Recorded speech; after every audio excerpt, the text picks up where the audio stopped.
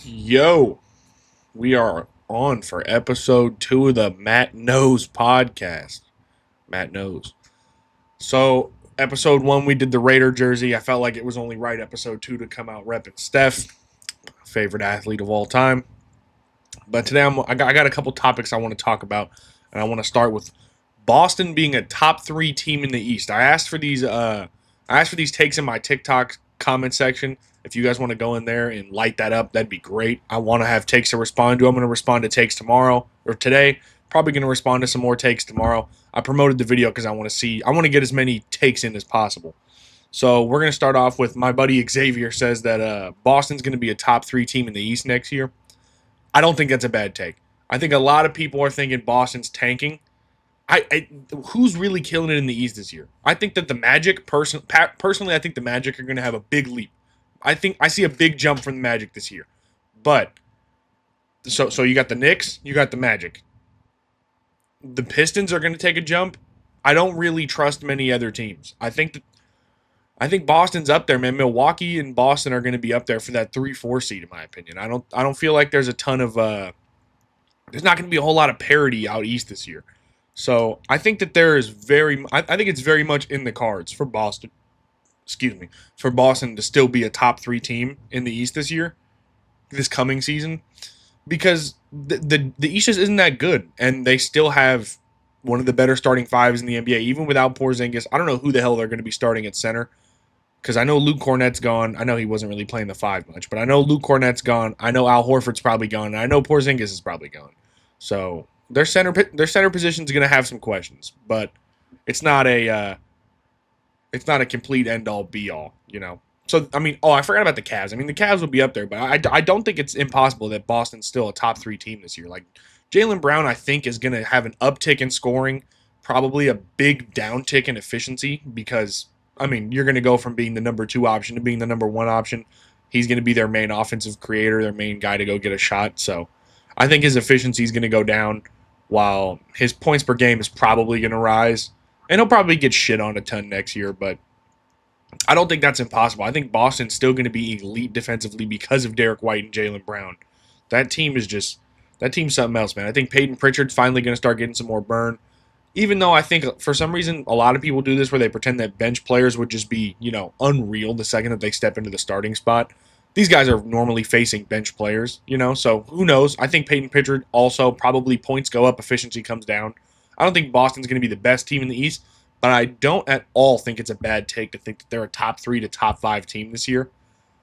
I don't see how you don't think that. It's the East. The East is going to be terrible this year. The West is going to be a bloodbath, but the East, I mean, you're going to have all kinds of random teams making the playoffs. Like the Raptors could make a run this year in the East. Like it's not a run to the finals, obviously, but the Raptors could contend for a playoff spot.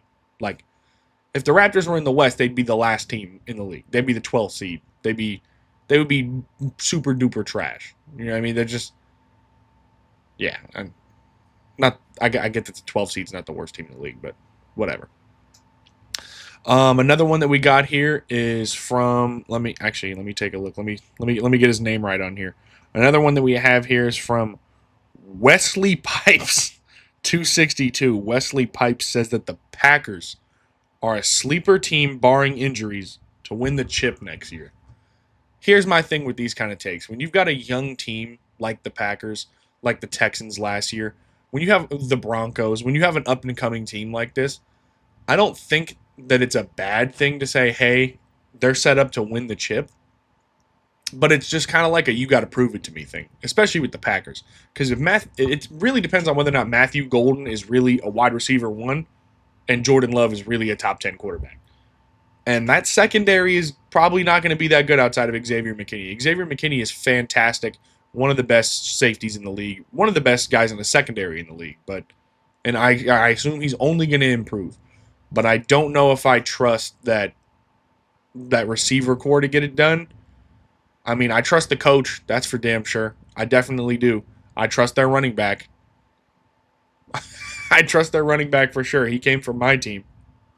Josh Jacobs is a dog, man. But it's hard for me to put my trust into a team like that that's very young and has a lot to figure out. I think that their scheming and play calling is always going to be fantastic, but you don't really have a true wide receiver one unless Matthew Golden is that guy. If Matthew Golden comes out and he's a top 10 receiver in the league, hey, I'm going to shut the fuck up. He was awesome in college. He was fantastic. So, I mean, there's only hope that he continues to do what he does, but you can't put all your stock into a rookie wide receiver, you know? Like, I'm a Raiders fan. I'm not putting all my stock into Jack Beck. I am an Ashton Genty, though, so maybe this will come back to bite me in the ass. But I don't think that's a bad take. I just don't think that I would gamble on it. Like, I have a bit of a gambler's mindset. You know what I mean? I want to see. I like to gamble on sports a lot. You guys are going to find that out during the season. Maybe not so much basketball, but NFL, Matt likes to get after it. You know what I mean? Last year, I think I was 60-something% win percentage. So, you know what I mean? I'm doing good, but I don't think the Packers are going to win because it's just, I mean, you have to beat the Eagles, you have to beat the Lions. Shit, you have to beat the Bears. I don't think the Bears are a Super Bowl contending team, but the Bears are going to be a good team this year. Like, you have a lot of teams in the NFC you have to work with. You have to beat the Rams. You have to beat all these great teams. Like I know I don't want to go into LA and have to play Sean McVay and Matthew Stafford. That's damn right. I don't want to have to go. I don't want to have to go down into Philly. I don't want to have to go to Washington and play Jaden Daniels and maybe Terry McLaurin.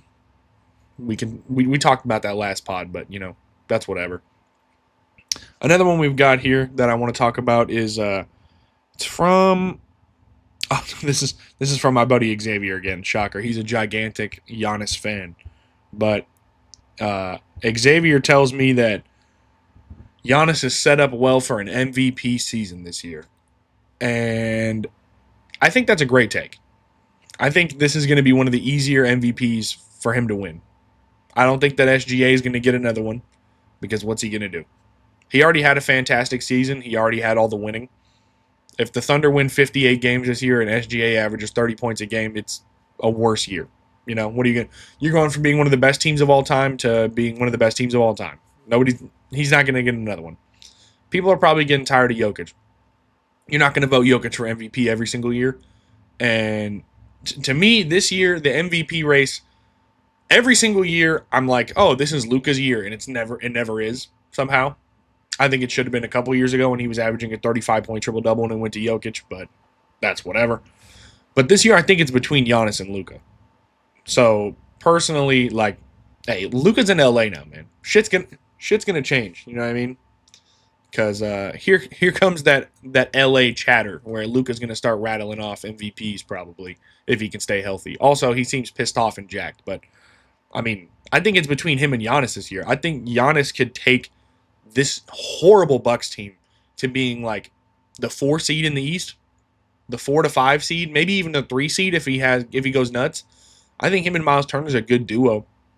This is assuming he stays on the Bucks and doesn't come to the Warriors, you know, like we all hope he does. But I don't see how you don't think that Giannis could have an MVP level season this year. Giannis had an MVP level season last year, and Giannis had an MVP level season the year before that. He has an MVP level season every year of his career in the last like 5 and since his first one. Like the guy's been an absolute pillar of basketball for years now. He's one of the best and most efficient rim scorers I've ever seen in my entire life. He's actually significantly improved in passing, where he's gone from being an underwhelming playmaker out of a double team like Joel Embiid or Kawhi Leonard. Not to shit on those guys. Those are just examples recently that I've seen of guys who don't deal with double teams well. Or Anthony Edwards like 2 years ago. Not this year. He did really well this year. But he made a huge improvement in his playmaking. And I feel like it's just made his scoring 100 times easier. You just surround him with shooters, and he's going stupid every game. Like, there's no... I don't see how Giannis isn't putting up an MVP level season. I think that his defense is not as good as it was a couple years ago. It's still fantastic, but he's doing so much for that team on offense. I don't blame him. You know what I mean? Is it really Giannis's fault? That's whatever, you know. But I do think that's in the cards. Giannis takes that team to the 4 seed, and he's averaging 32, 10, and 9. Like, okay, 32, 10, and 9 is crazy. 32, 10, and 7, 6.5. You know, like I could see that happening realistically, and I could see him putting up that kind of season with those kind of numbers and winning an MVP because he has the case for being the guy who's carrying a team the most. Like, who else in the East is really going to be carrying their team that crazy? We're not going to give it to anyone on the Cavs. The Cavs are stacked. You're not going to give it to anyone on the Cavs because they keep shitting the bed in the playoffs. The Cavs just keep finding ways to lose in the playoffs. So the Cavs aren't going to get a fucking MVP anytime soon. In all honesty, the Cavs have been ass in the playoffs, which is crazy for a team that has a guy who I consider to be a huge playoff riser in Donovan Mitchell. I don't see anyone on the Celtics winning it. If Jaylen Brown won an MVP, I would be pissed. Honest to God, I'd be pissed. If the 16th best guy in the league wins an MVP, I'm gonna cry. You know, and I mean, who else is gonna do it? Cade Cunningham. Cade Cunningham goes nuts this year in the East. I get that. I get that. Obviously, the MVP is both the East and the West, but my point is, Giannis basically only has to contend with the Western Conference this year. I don't see him being. I don't see anybody else in the East gonna be putting up what Giannis does. So I don't see how that's not a great take. I love Giannis. I think he's a great dude. I wish Xavier, my buddy, would stop. I mean, get off that guy's nuts every once in a while. But we got another one here that I like. I actually think this is a fun take. This is from EXvinity on TikTok. He says that Justin Fields is going to have a redemption year and bring the Jets to the playoffs. I don't hate this, man. I really don't. I don't think the Jets are going to make the playoffs, but I think Justin Fields is going to look like a solid starting quarterback with this team. He's playing with his college buddy in Garrett Wilson. He's going to air out the rock. I think he's going to have a good season. I've always liked Justin Fields. If you watch this guy's highlights, he looks like the best quarterback in the NFL, and then you watch him play, and you're like, I wish you could hit a flat. You know what I mean? I wish you were a little bit quicker on hitting a drag route, but whatever. I think there's nothing but improvement for this guy, and I think we're just going to keep on seeing these situations where quarterbacks who are in bad, shitty organizations continue to, go to better teams and improve. And it's crazy to say Jets better team, but I really like their coaching hire in Aaron Glenn. I like their receiver core because of Garrett Wilson. That's really it, to be completely honest with you. Breece Hall's a solid running back. The guy deserves more attention than he gets. Breece Hall is an underrated player. He just needs to stay healthy. Him, Garrett Wilson, and Justin Fields should be a dynamic trio to get your offense moving off the jump. You know what I mean? I don't know how much I love everything that they did in the draft, but I like the Jets. I like the Jets a lot. I think they had a decent draft. Nothing crazy. I'm not expecting them to be having any superstars, So, me personally with the Jets, am I ever going to sell my stock in another team and put it in the Jets? Probably not. The Jets are probably finishing second or third in that division this year to me because I think the Patriots are going to have a big upswing. But, do I think – I don't think they're going to make the playoffs. But I think a Justin Fields redemption year is in the cards, 100%. I don't know if it's 100%. I don't know if it's 75%. But I think a Justin Fields redemption year, you know what I mean? You might be chasing a flush, but it's in the cards. You know what I mean? I don't think it's impossible here. You're not – this isn't the longest of long shots. This isn't the Aaron Rodgers Hail Mary at the end of that Cardinals game. This is very much possible. I really like Justin Fields. He seems like a great locker room guy. Everybody who talks about him says that they love him. He seems like a solid dude. He's got a hell of a cannon for an arm. I just need his processing to speed up a little bit. Stop making poor decisions. But outside of that, man, I don't understand why this can't be. I don't know about playoffs. But hey, I like the Jets, man. I think the Jets are going to be a good team. I don't think they're going to be a great team. I don't know that they're going to be a playoff team, but I think that they did a great job with the hiring this year. I think Aaron Glenn's going to be awesome. I think both of those guys from Detroit are going to be awesome, which statistically probably isn't going to happen, but, whatever. We got another one here. This is also from Wesley Pipes, 262. He says that the Bucks are going to be better without Damian Lillard this year. Again, I don't hate this take. I thought that the Giannis Dame Bucks fit was going to be significantly better than it was. I thought that they were going to be awesome in the pick and roll. I thought they were going to be a team that would come out and kill in the high pick and roll every year. Dame taking that jumper off of a Giannis screen and Giannis getting a ton of open slips to the basket. And even if Giannis does roll to the basket, in my mind, it was like, okay, well, Giannis became a better passer. So Dame hits Giannis. Giannis is in the short roll like Draymond, but instead it's Draymond who's 7 feet tall and could windmill dunk on anybody in the league. But that clearly didn't work. Dame was constantly hurt. And I don't think this is a bad take. I think that at the peak of health, Damian Lillard to the Bucks was a help for the Bucks. I think that if they were both healthy and they both played every game, that they were going to be a very good team. But it's almost like an addition by subtraction. I think that you let Dame go, that sucks. I guess you added Miles Turner, so it's not complete subtraction, you know what I mean? But you add Dame to the Trailblazers, and now you have it's just Giannis. Fuck it, Giannis, go do you. You don't have to worry about nobody else. Just go fucking kill by yourself all year. It's gonna suck. Do what you got to do. They need a ball handler. I don't really know. It's just gonna be you and Pat Connaughton. You know what I mean? You and no, it's not gonna be you and him either. Damn, that team's you and Kyle Kuzma out there, man. Kyle Kuzma, get it done. I don't hate that take. I don't think that it's anywhere near impossible that Giannis has a better season this year, and that the Bucks have a better record without Dame. It just requires a little bit more health and a little bit more. Hey, Giannis, fuck it, go be the best player in the league. Go be the second best player in the league. You know what I mean? Go be that guy. And yeah, man, I just think that there's definitely a possibility. I don't know that like peak for peak they're really a better team. Like if they had healthy Dame, healthy Giannis, and they ran that team out, they probably beat this Miles Turner Bucks team. But I don't know. The loss of Brooke Lopez, who I think went to the Clippers, is going to be a rough one. I don't know about all that, man, but I think that it's very well possible. I'm not doing a fence sitting here. I think that the Bucks will have a better record. I just don't know if they'd really be a better team. Like, you know what I mean? I'd be more scared of the Bucks if they had healthy Damian Lillard, but they don't have a healthy Damian Lillard, and they didn't last year. So, you know what I mean? I don't think that that's a bad take at all. And one of the last ones here that we're going to cover is my friend Jeff. He says the Thunder are set up to win the chip for the next 20 years. Here's my thing on this. Every time in the last 5 years a team has won the championship, I've been like, here it is. Here they come. When the Nuggets did it, I was like, damn, here comes the Nuggets.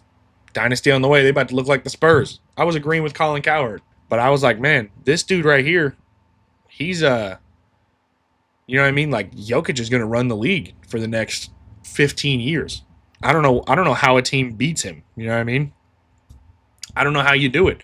And they had everything put together so well, and then you lose Bruce Brown and you lose KCP, and your team's done for. You know what I mean? So I don't think that the Thunder have so many draft assets that I think it's reasonable to expect them to just be able to like, all right, man, you're probably gonna have to let a couple of these guys walk instead of paying them. Like Alex Caruso's gonna have to go in a couple years. You know what I mean?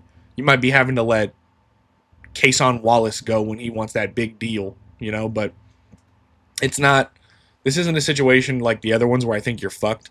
Like the Celtics, I was like, oh, here comes the Celtics, 3 chips.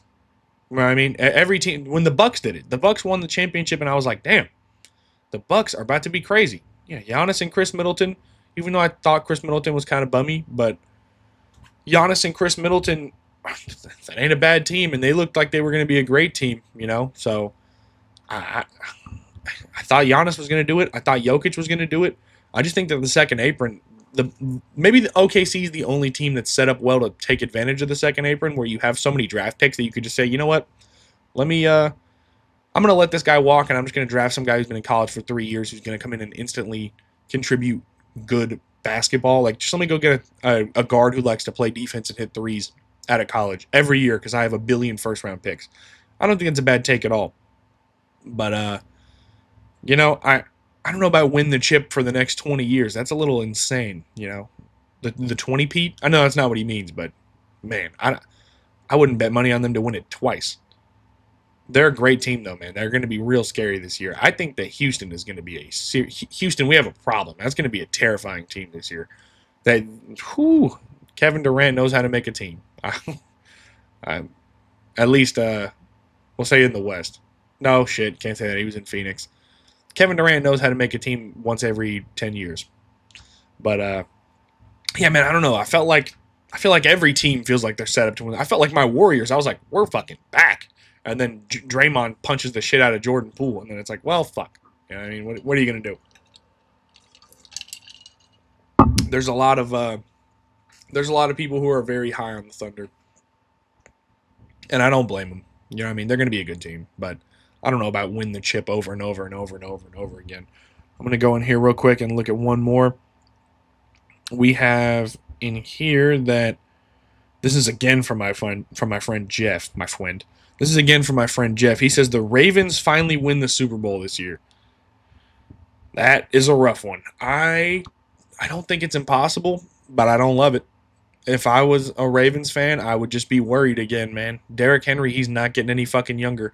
I think Lamar finally got that playoff monkey off his back this year, but you lost your kicker, who I almost at this point seems like a plus. I had the worst luck ever. No joke. I bought a Justin Tucker jersey after he came off of a great year. Bought a Justin Tucker jersey because I thought it was funny. I was like, nobody else I know has a kicker jersey. I like to wear jerseys. That's kind of hilarious. Right after I bought that jersey, he had the worst season of his career, started missing kicks, and then got accused of a bunch of sexual assault and is now out of the league. So that jersey's up for sale. You know, who wants my Justin Tucker jersey? But off the Justin Tucker tangent, I don't think that the Ravens are fucked by any means at all. I think the Ravens have a good shot, but you're in the AFC, man. Fuck. You got to beat Mahomes. You got to beat. You got to beat Josh. Hopefully you got to beat Burrow. You got to beat Herbert, which hasn't been that hard in the playoffs the last couple years. But man, like that division's gonna get real fucking scary.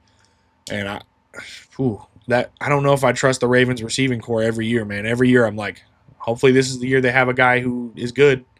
Zay Flowers is cool. He's a cool player. He's a top 25 receiver, I guess, but like you need a little bit more than that to win the Super Bowl. That defense has to step up. I think that the defense is solid.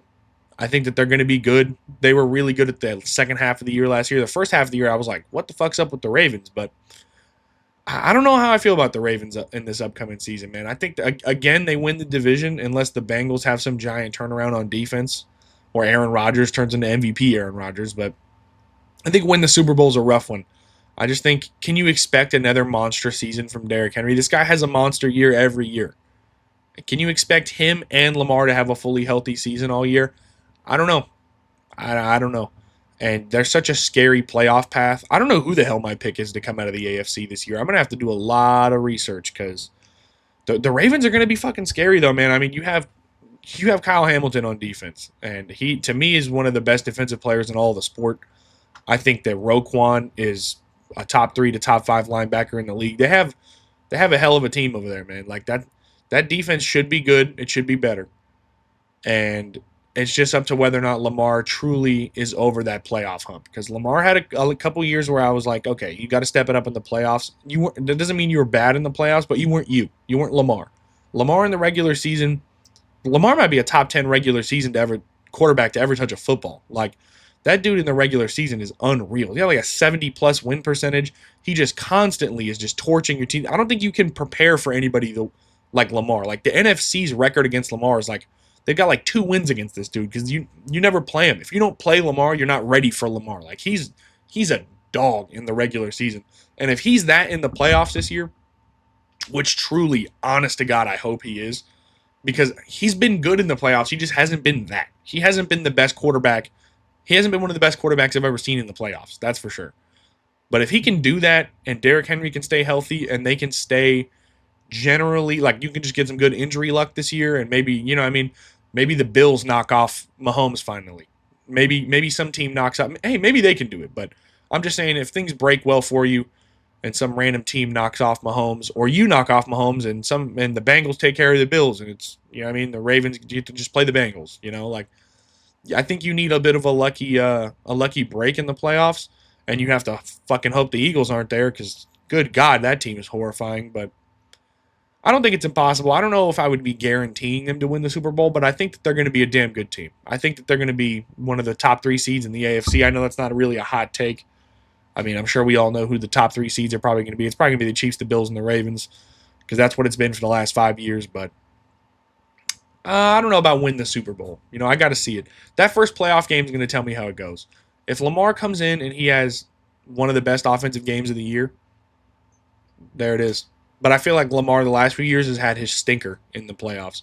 Last year, I felt like he kind of got over that hump a little bit with Pittsburgh. The first half of that Bills game was really questionable. The second half, he was great, though, but you put yourself in a hole in the first half, So if we can get a fully complete Lamar playoff run, I think that that's in the cards. I just don't know if it's. I don't know if that's where I'm betting my. I don't know if I'm going Ravens money line in every playoff game. You know, I think it's there though. I don't see why not. I just need Lamar to be that guy. I need Lamar to go out and be that dude. You know, so hey, it looks like we did a good solid 25 minutes. I'm pretty happy with that. It didn't even feel like it took long. You know what I mean? I'm gonna do another set of these reacting to takes tomorrow. I'm probably gonna get this uploaded tonight. I know I uploaded this morning, but we're gonna probably double down. Um, yeah, man, I'm pretty happy with that for Pod 2. I don't know what I'm going to do for Pod 3 jersey wise. I don't know if this is going to be a thing that goes on for a while. I just felt like I had to rep my two teams to start off the pod, but I'm pretty happy with that, man. We cruised through a good 25 minutes. Give me some takes down below in the YouTube comments if you actually watch this. That'd be awesome. If you actually, enjoyed this video and watched it, that'd be pretty sick. So if you could give me some comments and tell me what you think, man. Give me NFL takes, give me NBA takes. Shit, I don't care. Give me UFC takes. I just want to respond to stuff. I want to give you guys shit to talk about. So, take it easy. I got to go to work later today, so we'll see if I can get this uploaded. And I think that's it, man. We're going to call it.